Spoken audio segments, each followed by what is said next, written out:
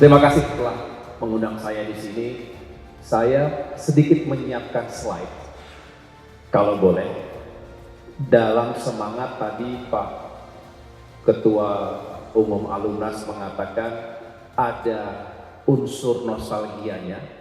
Kita di sini pasti dipersatukan oleh kesamaan pengalaman, kata Pak Ilham Habibie tadi, apakah sekolah, apakah bekerja, atau tinggal, atau ada yang menikah dengan warga Amerika Serikat. Ada yang menikah dengan warga Amerika Serikat di sini? Atau ada yang berharap tapi nggak kesampaian? Kang Anton? Dan tadi bisa dikatakan hadir dari berbagai kalangan profesi, baik yang pernah sekolah, kuliah, kerja atau tinggal di East Coast, West Coast, Midwest atau South, semuanya punya pengalaman yang sama. Terima kasih, saya senang sekali hari ini bisa bersama-sama Bapak Ibu sekalian, dan tadi disampaikan bahwa semangatnya adalah reignite, reconnect, dan juga rise. Saya rasa menjadi sangat relevan dengan topik kita hari ini. Dan tentunya saya ingin semakin dekat dengan teman-teman sekalian. By the way, terima kasih, sebuah kehormatan saya diminta untuk menjadi Ketua Dewan Kehormatan. Sebuah kehormatan bagi saya. Sedikit nostalgia. Pertama kali saya punya paspor pada tahun 1991. Pak SBY ketika itu mendapatkan kesempatan sekolah. Jadi kalau ada bagian atau anggota alumnas lainnya, ada yang namanya Pak SBY gitu. Karena pertama kali ketika itu belum bisa bahasa Inggris. Dulu kan kita SD nggak belajar bahasa Inggris. Pertama kali keluar negeri ya ke Amerika Serikat. Dan saya bersyukur punya pengalaman yang begitu berharga ini, karena disitulah saya mengenal dunia dan membangun self-confidence. Dan itu penting sekali dalam perjalanan karir maupun leadership. Saya rasa kita semua seperti itu. Ini kebetulan mendapatkan penghargaan dari George Bush Senior ketika itu. Jadi yang tadinya nggak bisa bahasa Inggris, lumayan dianggap sebagai salah satu siswa berprestasi ketika itu.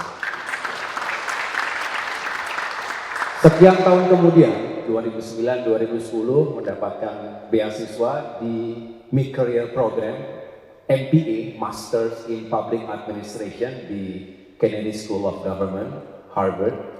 Dan ketika itu saya seorang kapten, baru naik kapten, jadi agak merasa kecil ketika itu, ketika teman-teman yang lain itu sudah pada mid dan juga senior level. Ada yang di World Bank, ada yang di IMF, ada di Central Bank, ada di government, ada yang sudah persiapan menjadi ambassador.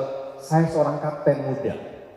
Awalnya kecil, tapi ternyata Amerika Serikat, tadi Bung Ilham juga mengatakan, memberikan ruang.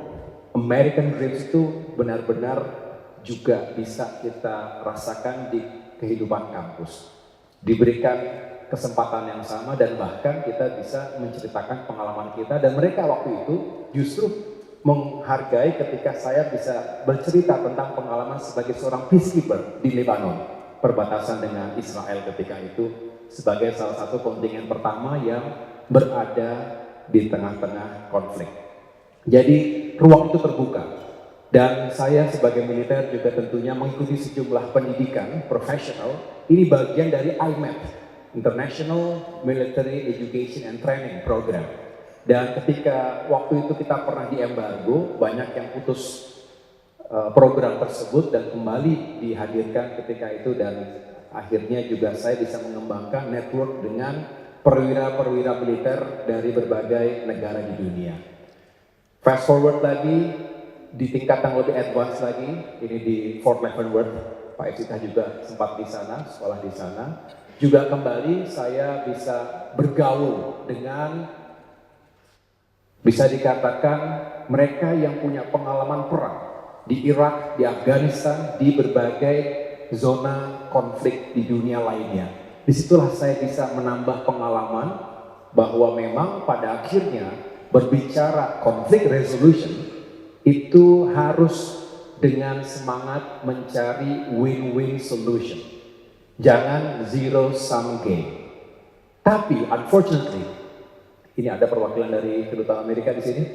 Kita jujur terbuka, hari ini kita sudah makin jauh dari semangat mencari titik temu, titik kompromi.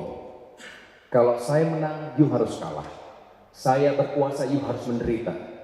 Ini sesuatu yang justru jauh dari yang pernah kita pelajari waktu di Amerika Serikat. I don't know, dengan Bapak Ibu teman-teman sekalian. Tapi dulu nilai-nilai demokrasi, multilateralism, itu yang di lecture kepada kita. Dan sekarang kita question kembali. Kenapa itu sekarang makin jauh? Tentu saya tidak masuk ke politik internal karena kita tahu, ya samalah politik dimanapun juga. Kalau politik Amerika kompleks, coba politik di Indonesia begitu. Di sana Republicans, Demokrat, jelas ya. Republicans, Demokrat. Di sini ada Demokrat juga. Tapi ada 15 partai lainnya yang semua punya agenda, punya kepentingan, mau masuk eksekutif, mau masuk parlemen. Tapi again, semua harus kita ikuti dengan baik karena tanpa politik kita juga tidak bisa mengambil kebijakan publik. Terakhir ini bersamaan dengan tadi Command and General Staff College. Jadi saya merasa bersyukur dan saya rasa kita semua pernah membaca quotes ini. Ask not what your country can do for you. Saya rasa kita semua punya spirit yang sama. Kita selalu bertanya apa yang bisa kita lakukan. Tetapi juga di zaman kekinian, generasi Z selalu bertanya, negara sudah bisa berikan apa kepada kita? Pancasila bisa berikan apa kepada kita? Jadi indoktrinasi murni semata hanya untuk menanamkan kecintaan dan ideologi terhadap negara, zaman sekarang tidak cukup. Harus ada bukti konkret bahwa negara, bahwa Pancasila ini benar-benar bisa membawa rakyat menuju masa depan yang lebih baik. Jadi kita juga harus selalu bisa membuktikan itu. Pemerintah juga begitu. Ada 3 agenda, kalau boleh sedikit saja, saya ingin mengajak kita semua menyadari bahwa dunia kita hari ini memang perlu dengan ketidakpastian. Dan 24 jam kita membaca, kita mengikuti perkembangan dunia, very concerning. Perang, ketegangan geopolitik terjadi di sana-sini. Belum lagi kita selalu diintai bahaya dari krisis iklim, pemanasan global, bencana alam. Aceh, Sumatera Utara, Sumatera Barat, billions of US dollar harus dicurahkan untuk bisa membangun kembali. Rehabilitasi, rekonstruksi, rebuild better. Tapi juga kita menghadapi berbagai global trends, termasuk urbanisasi. 70% masyarakat akan tinggal di kota-kota besar. Permasalahannya, mampukah sumber daya yang ada di kota-kota itu? Di sini para senior, Pak Bambang, Prof. Bambang juga tahu persis betapa menata sebuah kota dibutuhkan perhitungan yang matang. Bukan sekedar urban planning, tapi precisely menghitung sumber daya alam pendukungnya. Scarcity, terus kita hadapi inequality juga terjadi. Technological disruption ini membawa kebaikan tapi juga ancaman bagi bangsa-bangsa. Nah, kalau kita melihat jika masih terus terjadi ketegangan di Timur Tengah, Selat Hormuz, energy market, kemudian juga pangan, ini akan sangat berdampak pada negara-negara termasuk Indonesia. Dan kita tidak boleh abai, kita tidak boleh tidak siap. Dan kita harus punya solusi yang juga cesplong. Artinya menahan, hope is not a strategy. Kita berharap yang terbaik betul, mudah-mudahan segera berakhir. Tapi katakanlah hari ini berakhir konflik itu, butuh waktu untuk normalisasi kembali. Jadi kita harus menyiapkan ketahanan dan juga kemandirian di bidang energi, pangan. Dan kita tahu sendiri ketika terjadi pertemuan antara 2 pemimpin dunia ini, ada harapan baru bahwa kemudian sama-sama mencari titik terang. Tapi kita tidak pernah tahu. Setiap kali ada upaya damai, setiap kali ada upaya gencatan senjata, kembali terjadi serangan atau counter attack di kawasan-kawasan konflik. Nah, pertanyaannya adalah apakah kita bisa menyiapkan diri kita untuk bisa menghadapi global oil price yang juga terus mengalami fluktuasi. Kalau asumsi 70 US dollar per barrel, kemudian sekarang 90, 100, bahkan 110 dan lebih, ini akan sangat menekan fiskal kita. Subsidi kita harus makin besar dan dampaknya tentu pada harga-harga komoditas termasuk bahan-bahan kebutuhan pokok masyarakat kita. Dan ini ada sejumlah skenario, ya, skenario yang terbaik sampai dengan yang paling severe.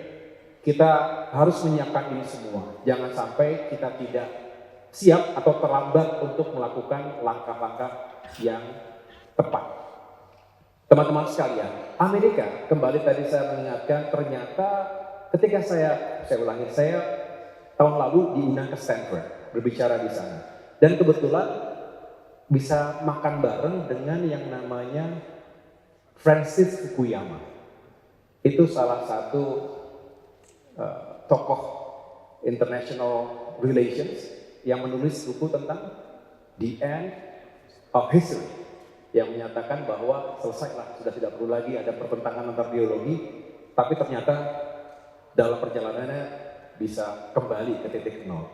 Dan beliau menyampaikan bahwa memang sulit untuk bisa membaca arah Amerika hari ini, paling tidak dalam waktu-waktu atau tahun-tahun ke depan ini. Apalagi mereka telah melakukan sejumlah tindakan yang drastik keluar dari sejumlah institusi, lembaga internasional, termasuk sejumlah organisasi yang berada dalam naungan United Nations.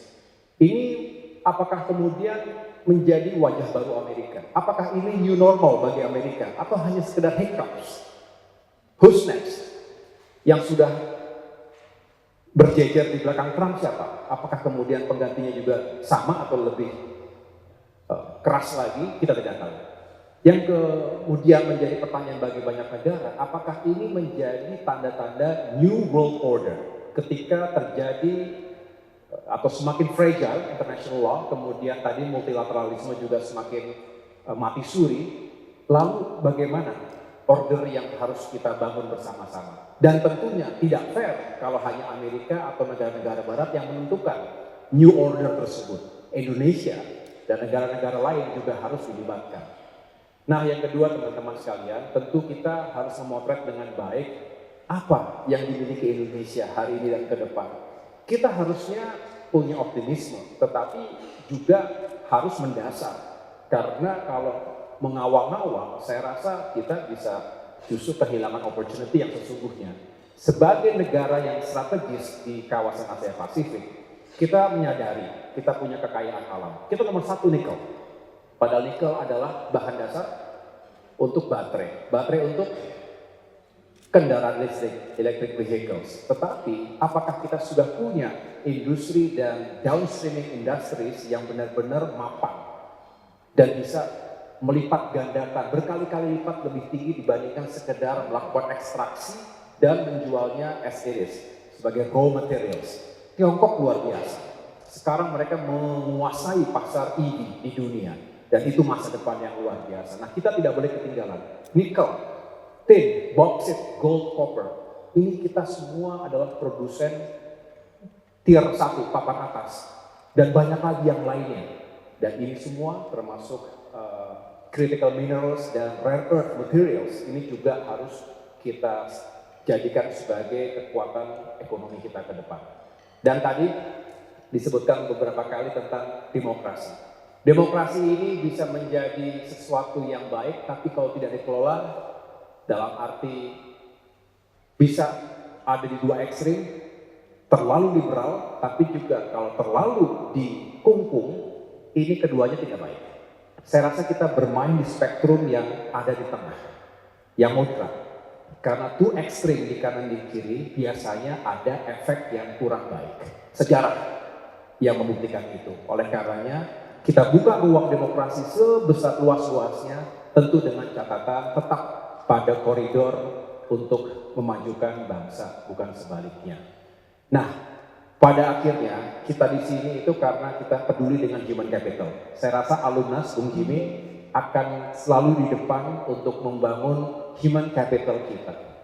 Bu Sinta Kamdani waktu itu juga saya undang secara khusus sebagai salah satu yang memberikan masukan karena saya menyusun disertasi tentang kepemimpinan transformasional dan juga orkestrasi sumber daya manusia bangsa menuju Indonesia Emas 2045. Nah, kita tidak boleh kehilangan kesempatan itu.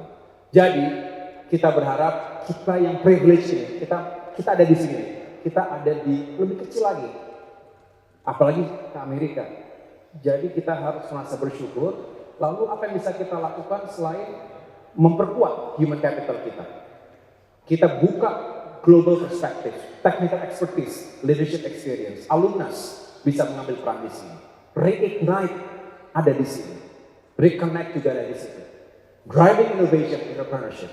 Tanpa kewirausahaan yang matang, saya rasa Indonesia tidak akan bisa mengembangkan job atau lapangan pekerjaan yang semakin berkualitas. Kita perlu inovasi, kita perlu teknologi transfer. Dan itu semua butuh koneksi. Lalu kita membangun sebuah kerjasama. Lintas kementerian lembaga sudah pasti berbicara pemerintah. Tapi government alone is not enough.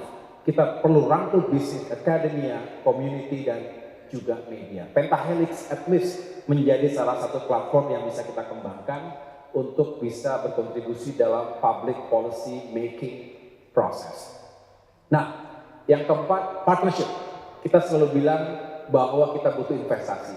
Investor yang datang, para duta besar yang datang, selalu demand clarity, demand certainty. Mereka tidak mau hanya teori-teori saja, mereka ingin benar-benar bisa difasilitasi. Nah, oleh karena itu, bagi para alumnus yang punya koneksi dan bisa membawa partnership dengan berbagai negara, sungguh sangat membantu pemerintah dan juga bisa membangun business opportunity yang berkelanjutan ke depan. Nah, yang kelima atau yang terakhir, mari kita, karena ini era yang terus bergerak dengan cepat dan masa depan kita ditentukan oleh segala sesuatu terkait dengan sustainability, termasuk portfolio saya kan di bidang infrastruktur dan pembangunan kewilayahan. Jadi saya berharap kalau ada masukan-masukan tentang renewable energy, transisi energi baru terbarukan, termasuk juga untuk climate adaptation dan business opportunity yang bisa dihadirkan melalui sustainable finance dan melibatkan berbagai stakeholders dalam dan luar negeri. Ini semua mudah-mudahan seiring sejalan ketika kita mau achieve prosperity, kita juga bisa achieve sustainability. Bapak Ibu sekalian, kita butuh ini semua, kita butuh semakin banyak collaborators, innovators, dan juga problem solvers. Buat kita alumnus rasanya ini saat yang tepat, di saat dunia penuh dengan ketidakpastian, Indonesia punya potensi, tapi perlu dukungan dari semua pihak. Selamat sekali lagi kepada alumnus, semoga sukses menjadi sebuah platform untuk membangun ini semuanya. Selamat kepada Bung Jimmy dan para pengurus baru dalam periode 2029-2026-2031. Terima kasih. Wassalamualaikum warahmatullahi wabarakatuh.